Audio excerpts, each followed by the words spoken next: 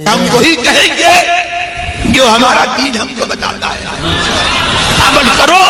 تو تمہارا بھلا ہے۔ وعلیکم السلام ورحمۃ اللہ وبرکاتہ۔ آپ کا سوال ہے کوئی شخص روزہ نہیں رکھ سکتا ہے تو اس کا فدیہ کتنا ہوگا؟ اور دوسرا سوال ہے روزے کا فدیہ کس حالت میں دینا جائز ہے؟ دیکھیے جواب یہ ہے، قرآن مجید برہان حمید میں سورہ بقرہ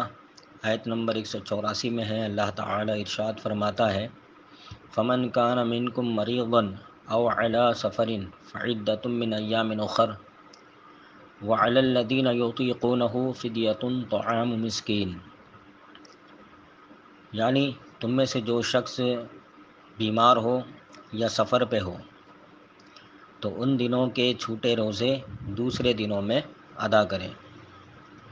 اور جو طاقت نہیں رکھتے ہیں تو ان کے لیے ایک مسکین کے کھانے کے برابر فدیہ ہے۔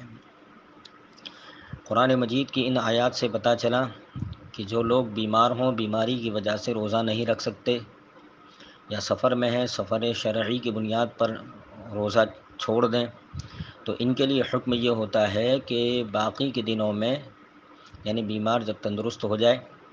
اور مسافر جب اس کے لیے سہولت ہو جائے یا مقیم ہو جائے، تو وہ ان روزوں کی باقی دنوں میں یعنی رمضان کے علاوہ کے دنوں میں قضا کریں۔ تو اس سے فرق پتہ چل گیا کہ جو لوگ بیمار ہوں گے، بیماری کی وجہ سے روزہ نہیں رکھ سکتے، تو ان کے لیے حکم یہ ہوگا کہ چونکہ بیماری سے تندرست ہونا یہ ممکن ہے اور عادت میں جاری ہے، وہ تندرست ہونے پر وہ اس کی قضا کرے گا، اس کے لیے فدیہ نہیں ہے۔ اور پھر آگے فرمایا جو طاقت نہیں رکھتے ہیں، یہ حکم شیخ فانی کا ہے، انشاءاللہ آگے اس کی تفصیل آ رہی ہے، تو ان کے لیے حکم ہوتا ہے کہ یہ فدیہ دیں۔ چنانچہ امام اہل سنت اعلیٰ حضرت امام احمد رضا علیہ رحمت و رضوان فتاوی رضویہ جلد 4 صفحہ نمبر 601 پر فرماتے ہیں جو ایسا مریض ہے کہ روزہ نہیں رکھ سکتا، روزے سے اسے ضرر ہوگا، نقصان ہوگا، مرض بڑھے گا یا دن کھینچیں گے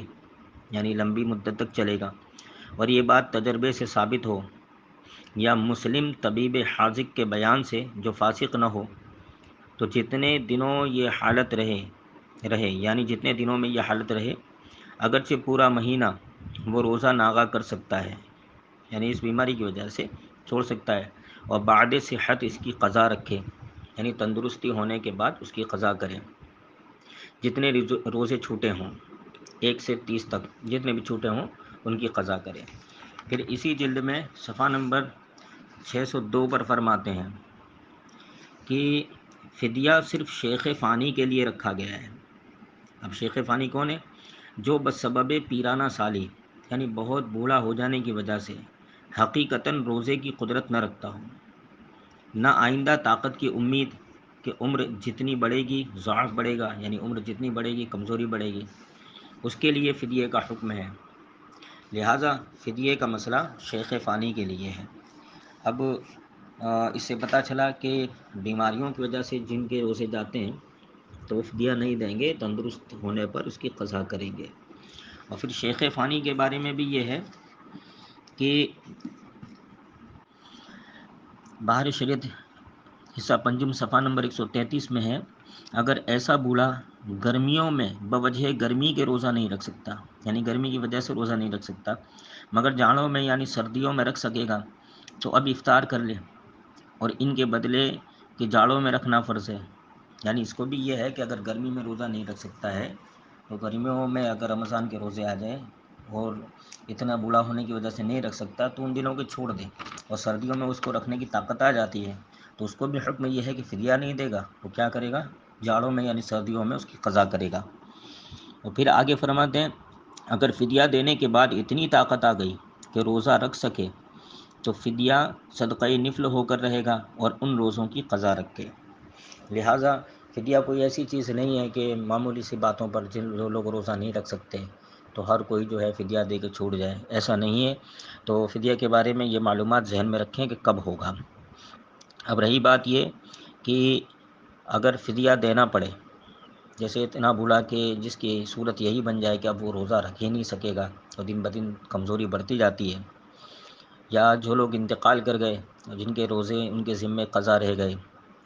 تو وارثین اگر اپنے مرحومین کے لیے اگر فدیہ دینا چاہیں، اور یہ ایصال ثواب کا بہترین طریقہ بھی ہے، تو وہاں ایک روزے کا فدیہ کتنا ہوگا؟ ہر روزے کا فدیہ بقدر صدقہ فطر ہے، یعنی جس قدر صدقہ فطر میں ایک آدمی کا فطرہ دیا جاتا ہے